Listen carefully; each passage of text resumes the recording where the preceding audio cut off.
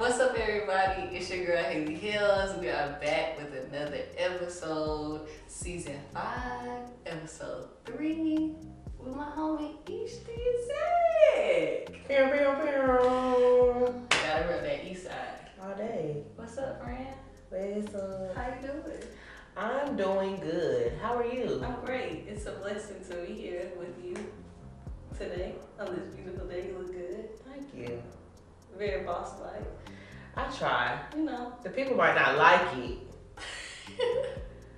but I am. You are. I am she, she's me. This is a fact. Okay. I tell her this all the time. Never let her forget. So, we're going to jump right into it. Okay. You know, quick chat today. Who is Ayesha? And I ask myself that often, Yeah. you know, who is Ayesha? Yeah. But to sum it up, you know, I wear many hats. I'm a mom. Mm-hmm. But that's not who I am, you know what I'm saying? But I am a mom. Mm-hmm. I am an event executor. See, there's a difference between wanting to do something and actually doing it. So I am that person who actually does it. I'm an event executor. I'm a podcast producer. I am all things exec. Yeah. All things exec. So when you speak to me, when people speak to me, Yes. they say the exec. Yes. So, you know, I think it's kind of, you have to know me to understand who I am and what I do and how I operate. So, yeah, that's each exec. How do you balance all that? You know, mom, wife to be, executive of many things. How do you balance all that? I don't. You know, everything is just day by day. My mom and my dad are the only people in this world who feel that I'm unorganized. Everyone else knows that I am pretty much organized and have it together. Yes. To them looking at me, I don't have it together. You know what I'm saying? But in my head, I have things compartmentalized. When it comes down to handling my business, I have things organized. I do want to work on being a lot more hands-on with my kids. Mm-hmm. The thing that I'm struggling with right now is social media. Yeah. It's been a big distraction. And I see how my kids try to like get away with things because they see I'm distracted by social media. Mm-hmm. But other than that, I'm on their ass. Yes. They know that they have to operate a certain way. They have to do their work a certain way. They know that there's an expectation, whether I'm paying attention or not. So that's something that I'm honing in on this year. It's been kind of easier to balance the mom-wife life as of late because now I am pouring what I would do outside of them with them. Yes. So with the whole football world, I'm now the vice president of the 404 Bulls Youth Development Organization Incorporated. But I have been serving the team as a team mom for the past 3 years. But that's because, you know, my kids are on the team. I have 2 kids on the team, so I want it to be organized. I want them to have a good experience. So if they're going to get my time, then I might as well give them the time that they would get as each exec during football. So it's kind of been easy to balance that, but you know, sometimes it's hard. Yeah. I've seen her in action, guys. I don't know how she does it. It's like a superpower. I'll put it like that. When you say that, you have to be specific. I've seen it all. You have to be specific on you don't know how she does it. I really don't. It's not hard to have shit together.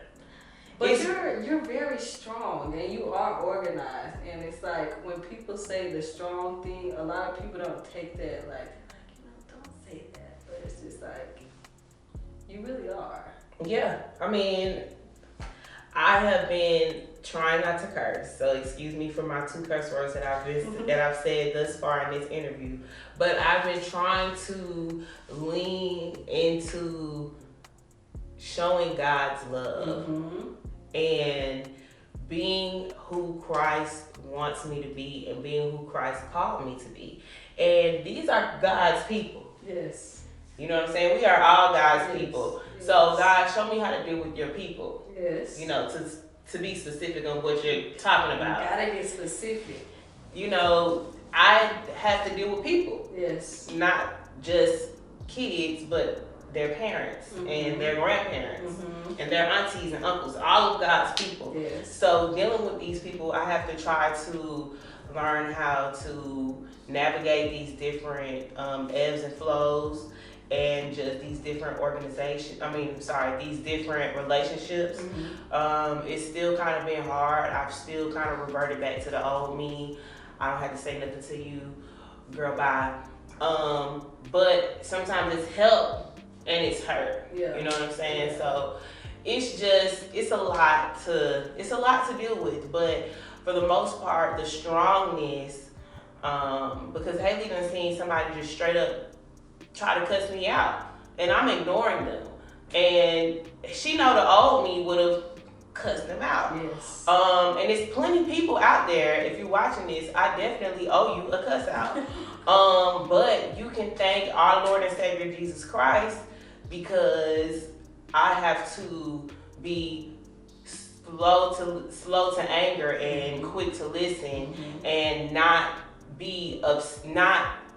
treat you the way God doesn't want me to treat you.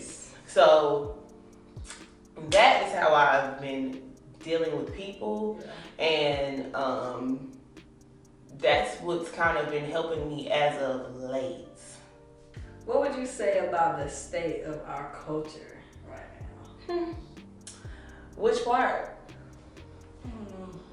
It's a lot that we can touch on, but I'll say just in a nutshell. The state of the culture right now, I feel like it is in a place where it's a little unrealistic, and where things that weren't normalized before are now normalized. As far as whole culture is a lot more normalized.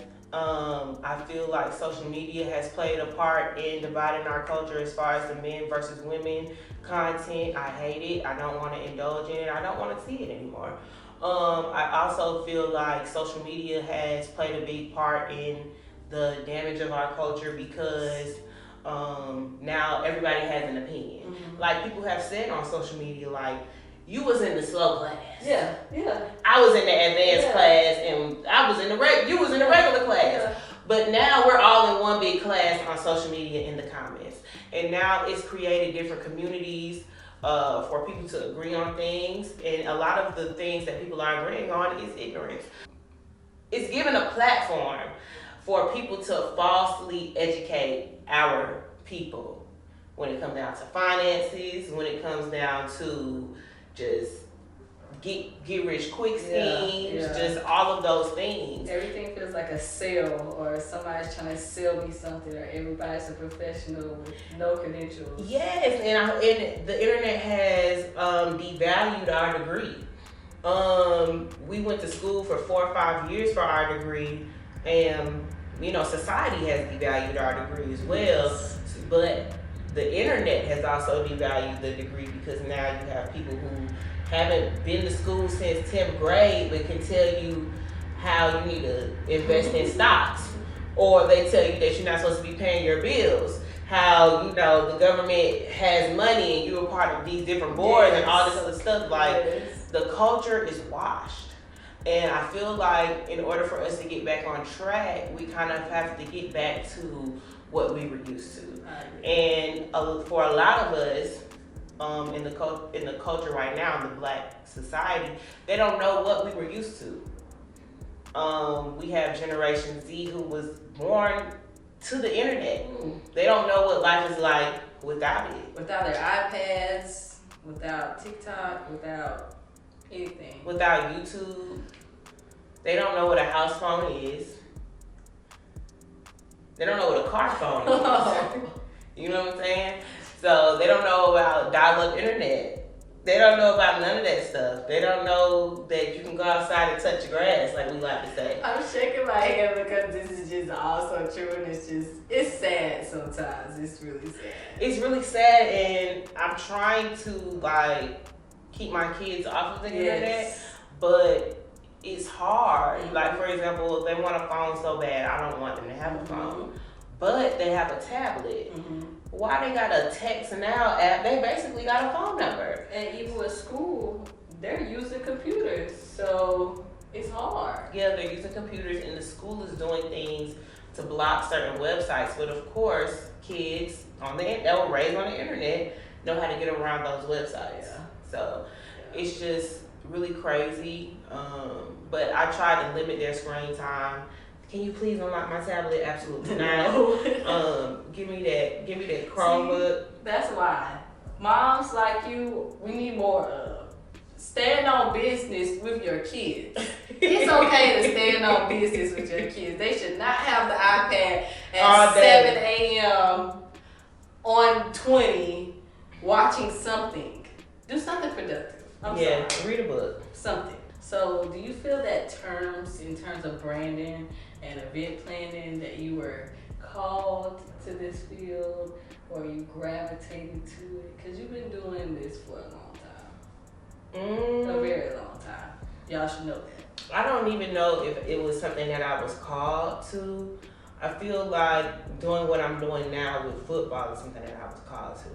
I feel like doing events and organizing is something that is a passion of mine.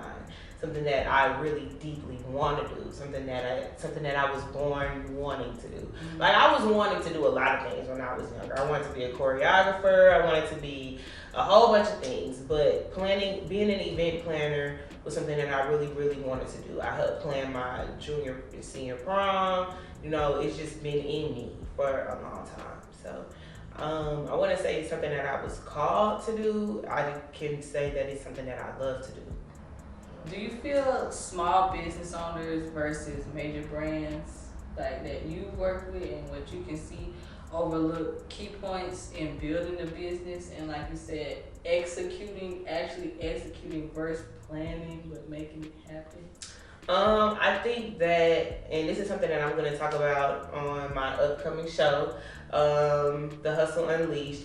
I think that when it comes down to businesses, period, I feel like people are not creating scalable businesses. Everything is not a business. Yes. No shade. Everything is not a business, and that's okay. It's not okay. I mean, it is okay. It's okay. It's okay. Like, you can't just say, and it's no shade to the people. Yeah. I'm going to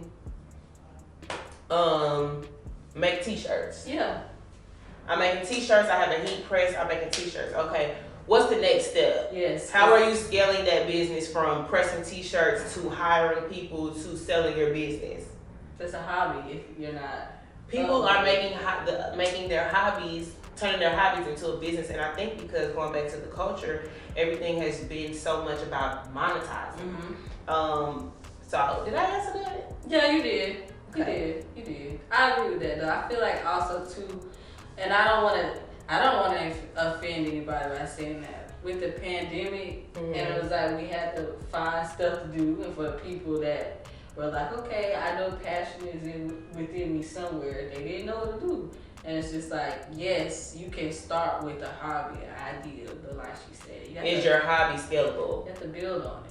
Yeah, and I feel like a lot of other businesses have created business models to where they can scale their business. And even like one of the businesses that I think that has kind of mastered this is a Slutty Vegan, right? It's the name is perfect. The name is, not a name that you would, regularly think will be normal. Yeah. Slutty Vegan. Yeah. But she's taken the brand and made it into a whole lot of different things and scaled it. And I know that she's gone through a lot of different lawsuits and things like that. Yes. But it's a scalable business. It's something that she was able to scale. So I think, and this is something that Ryan Wilson has talked about. He's the owner of the Gathering Spot. Okay. Black people need to start creating scalable businesses. Yes. It's not just about all the money that you're making at one time. And but some people aren't making money. That's true. People aren't. Small businesses aren't making money because you got the cereal bar. where people can come and eat cereal at all times. People don't want to do that. They don't want to eat cereal in the middle of the day when they can do that at their house. Why am I pulling up to the food yard, the food courts, the food halls to have a bowl of cereal? This is true. Your business finna crumble. Cinnamon Toast Crunch for $5. Girl, the box costs $5. This is already my favorite episode. It's just real. Did that not make sense though? It's real. Like, it's come facts. on. It's facts. Tell me about a memorable moment within your journey as an entrepreneur as well that you feel challenged you or really tested you to the point where it's like, now I have to put my foot down, but it's like, okay, I know what I'm doing. I have the knowledge, I have the skill, but it's like, okay, I gotta show these people a little bit. As an entrepreneur? As an entrepreneur. I mean, there's been many times where people have tried me. And when it comes to doing events, I'm always 10 steps ahead of you.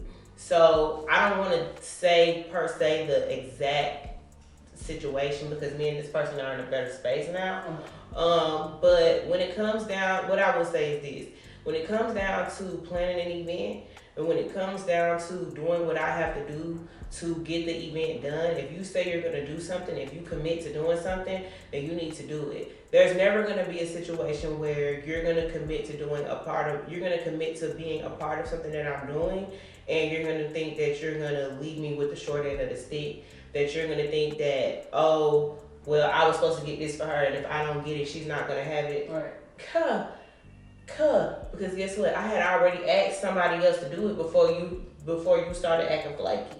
You know what I'm saying? So there was a situation before where I had to kind of show someone better than I can tell them because they thought they was gonna one up me. Yeah. And you can never one up me. And that's just for anybody. You just can't. Now some people feel like they can, but when it comes down to me making something happen for my event, I'm going above and beyond to make sure that it happens. Period. As you should. You always got to keep one in the chamber.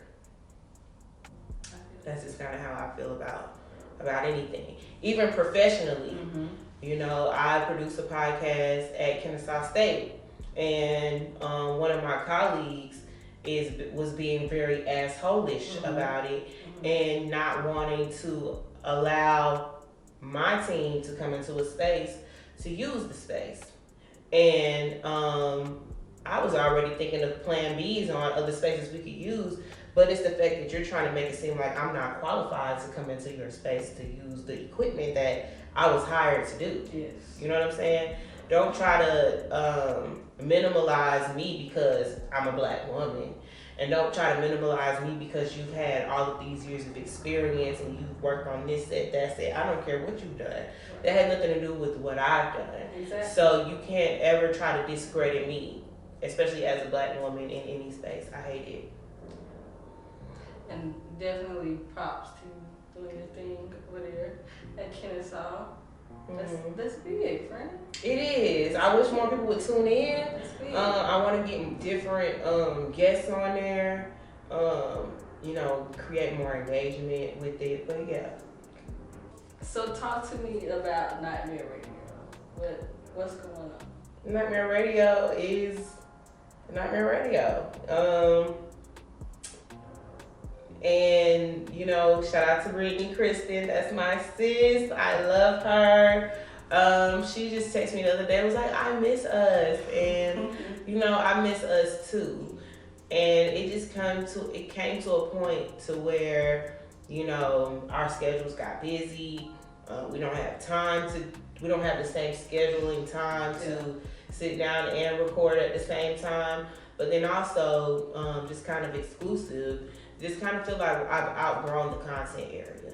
You know, with the shade rooms and all of the other tea pages out there, I don't feel like that's something that I'm interested in talking about anymore. Honestly, I'm not interested in interviewing artists like that anymore. I don't think that the business model was successful. Do I feel like me and Brittany can and will create something else to where they can still get the Ish and Brit of it all? Absolutely. But right now, I know Brittany is in a season where she is wanting to have God use her for where do you want me to use my voice next? How do you want me to use my voice next? And I respect that. And that's just kind of where Nightmare Radio is right now. Everybody misses Nightmare Radio, but nobody's watching it. You know what I'm saying? And you kind of have to be realistic about these things. You don't want to just keep pouring and investing time and energy into something that is not reaping the benefits of it. And I will say that we had a great time doing Nightmare Radio. It was very fun. But it's just kind of, we're in a place where do we continue Nightmare Radio or do we start something new? And until we figure that out, then that's where it will be. Thank you. You just sparked a little something within. Did I? You did. You did, actually. Oh. We ain't gonna talk about all that. Okay. Because that'd be too much pressure. I'm gonna ask you a question. Okay. Don't get mad at me for asking. Okay. The people want to know, why do you feel you have to go more the business route than the music route? Why do I feel I have to go more of the business route than the music route?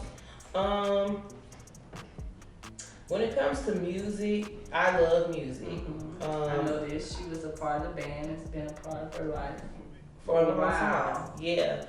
I just feel like I didn't have the audience for the indie artists. It takes patience. The people don't care about the local jokers around the corner. I'm just gonna keep it real. They don't care about that. If you go to Nightmare Radio's YouTube right now, the least amount of views that we have are from these artists that people don't know.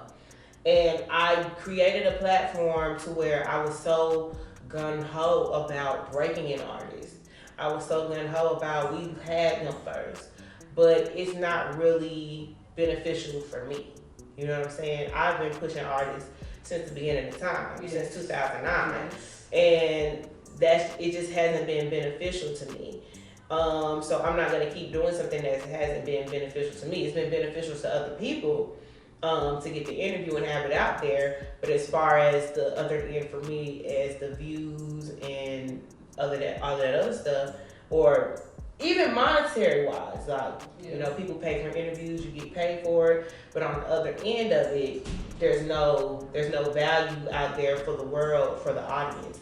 I feel like as far as business is concerned, I do have an audience for people that are interested in business, because I feel like people that are in proximity of me are always asking for my business advice.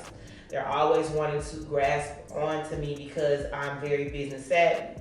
I went to business school. Mm-hmm. And I feel like the internet, again, they're trying to devalue our degrees. And everybody thinks that because they're on the internet, they know how to handle business and they know what business is, and that's just not the case. So if I'm gonna take up space in a world, which when we were on the Entertainment News podcast, you know, we were on the charts. Yeah. So am I scared to put myself out there on the business charts? Absolutely. But can it be done? Absolutely. I feel like I have trying to create content that people aren't already creating. And if you look at some of the different platforms with indie artists, there's some people that interview indie artists, but they get to interview the bigger artists, and it's a whole lot of different politics and getting with the publicists and all that other stuff that I don't really quite have time for. So if I could have my own setup where I'm talking about different business topics or having different business discussions or giving different perspectives on business topics, then I feel like that's something that would be better for me. And also, I don't really do these. I don't open up as much. I don't talk much. If it's not a part of Nightmare Radio, or if it's not, I don't talk on the internet as much as I used to, or not really never have. And people are always like, we want to see more of you. We want to see more of you. So to give the people what they want, I create a platform where they can hear me talk about the things that they want to hear me talk about. Okay. And that goes into my next question. Without saying too much, because I knew. Y'all didn't know. I knew. Tell me a little bit about your next upcoming venture. Next upcoming venture, the Hustle Unleashed. So, with doing Nightmare Radio, a lot of people are always like, you should start your own thing, you should do your own thing. I'm like, But I'm going to do it. I'm going to go ahead and get the people what they want. So the Hustle Unleashed is basically about what I just said. Giving myself a platform to talk about different business topics. Instead of talking about men versus women, we're going to talk about business and personal. We're going to talk about, it's going to give me an opportunity to open up or unleash, if you will, the ins and outs of what I've dealt with on my hustle journey. And I'm excited to see how it grows and where it goes. I'm excited too. She might drop some gems for y'all if you nice. Right. They ain't never nice though, but I'm excited about this. Y'all just don't know. Y'all don't know. Friend, you have a lot of knowledge, and it's like, you really do this shit. Like, you really do. I've had my moments of like, I gotta talk to my friend gonna get my head right. And I know I'm not the only one, but I know it's like people, like you say, that's like daily life. I need an opinion. What should I do about this? Oh, these people trying me. How can I tell these people off properly in a business way? People don't know how to do that stuff, right? I don't either. So I might not say nothing to you at all. But I'm working on it. How do you stay innovative and adaptable in an ever-changing business landscape? How do I stay innovative? I can't tell you that. See, that's the sauce right there. That's the gift that God gave me of having good peace of mind and knowing how to shift and just staying ahead of the game. That's how I stay innovative. Yeah. But I can't tell you that. That's true. I can't tell you that. I've literally seen my friend like full force. Okay, this is how this is going. Something's going left. Okay, don't worry about it. You think she might be about to like, okay, I'm gonna blow this shit up. It's like, no, it's okay. It's literally, it's okay. She gonna get it right. I promise you that. I don't know how you do it, friend. It's just about wanting to be different and wanting to stand out. Yeah. When you have the passion of always wanting to be different and stand out, then you always think of different ways to be creative to do that. What's some key moments in your career overall that have really been like moments where you're like, wow, like I really do this, like I'm really each day is it, like it's not just a saying, it's not just a nickname, like this is really me. I mean, honestly, just entering into this new football space has been very rewarding for me. Just being able to set up different ways to bring in revenue for the team, and just also constantly bringing what I know how to do into a new space that people aren't used to. This year has been very rewarding. Well, this past season has been very rewarding for that. Not only executing the banquet, but just the homecoming in general, as far as, the pep rally, created a whole flow for it, just brought something different and new that the organization can appreciate and look forward to in the future.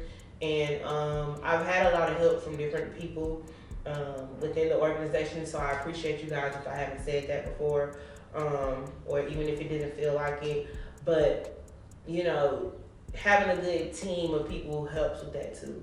But just being able to bring new things to old space has been very rewarding, you know, as of late, because that's all I've been doing is football. Yes. And I'm really looking forward to getting back to me because, you know, bringing all of my innovative skills to that space has kind of like put me in a place where people feel like this is what I live and breathe and die for. Hell to the no. Me being in that space is like, yeah, I'm the exec. You can't D. Okay, we mean, what's up, GWA? Like that's how I be feeling when I'm done, because it's like it's a reminder to myself, because I put so much of my life on pause to be there. You know what I'm saying? So while I'm there getting to exec, it's like, okay, yeah, you still got it. Very much so. But this year, just stepping into a new role, I'm really looking forward to creating a balance where I can still exec over here and exec for myself, because that's going to be very much important for me moving into this new season. I don't want to give so much of myself to that.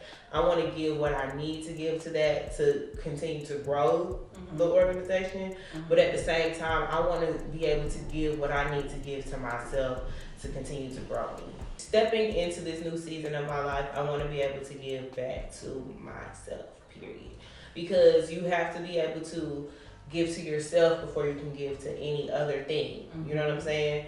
If you're not feeding yourself, then nothing else can grow. You can't pour from an empty cup. So I don't want to give all of myself, well, I'm going to pour all of myself into everything that I do, but it does need to be equally balanced, so that I'm equally balanced.